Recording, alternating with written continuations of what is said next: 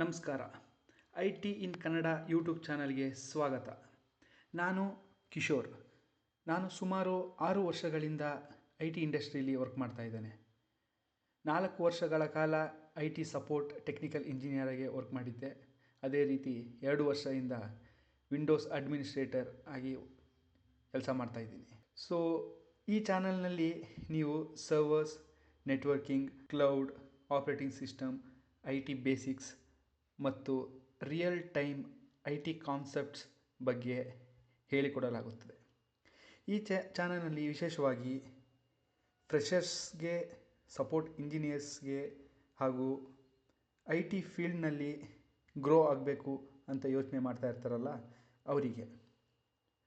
So ಕನ್ನಡದಲ್ಲಿ I T ಬಗ್ಗೆ ಕಲಿಬೇಕು ಅಂದರೆ ಈ ಪೇಜ್ನ ಫಾಲೋ ಮಾಡಿ. Thank you.